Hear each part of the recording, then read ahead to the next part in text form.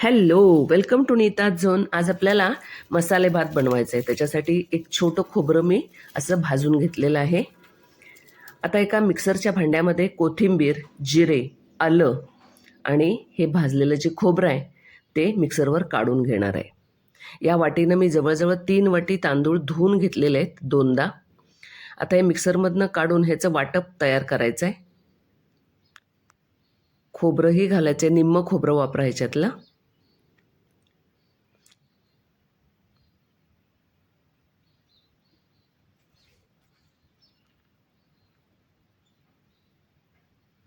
आता हे वाटण छानसं मिक्स करून आपण जे धुतलेले तांदूळ आहेत ना त्याला छान हातानं चोळून लावून घ्यायचे.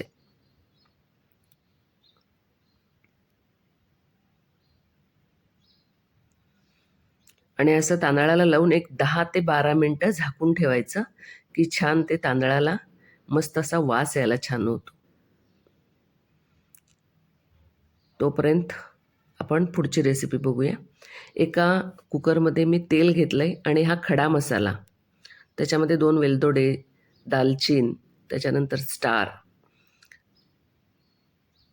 तमालपत्र हे सर्व घालायचं आहे. ते थोडं तळलं की हे वेलदोडे जे 2 आहेत ना ते तेवढेच मी बाजूला काढून घेणार आहे. याच्यामध्ये काजू थोडे ब्राउनिश रंगापर्यंत ते तळायचे. त्याच्यानंतर आपण चिरून घेतलेल्या भाज्या, आता ग्रीन पीस घातलेला आहे, तोंडली मला मिळाली बाजारामध्ये, तोंडली घेतलेली आहे ती घातली. तोंडली भातच म्हणायला लागेल याला. या तोंडल्याऐवजी तुम्ही दोडका, वांग, गाजर असे तुम्ही फळभाज्या ज्या आवडतील ते घ्यायचे. 2च मिरच्या, कढीपत्ता आणि गाजर हे सुद्धा मी घातलेलं आहे. तुमच्या आवडीप्रमाणे तुम्ही कोणत्याही भाज्या वापरू शकता.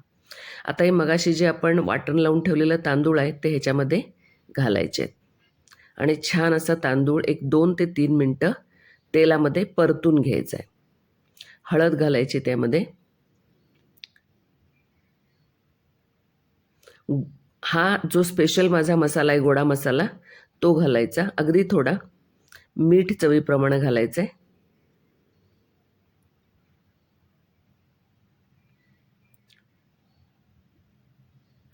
त्यानंतर लाल तिखट आवडीप्रमाणे, आपण मिरच्या 2 घातलेल्याच आहेत, थोडं लाल तिखट घालायचं.